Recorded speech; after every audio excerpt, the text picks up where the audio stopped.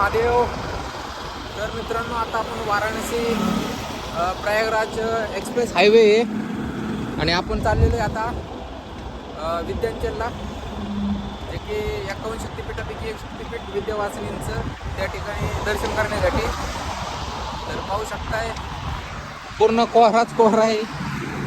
4 वाजत आलेले आहे तरी आज लगभग आपल्याला दर्शन झाले नाही सूर्यदेवाचं. आज पूर्ण कोहरा आहे, पूर्ण थंडी देखील भयंकर आहे.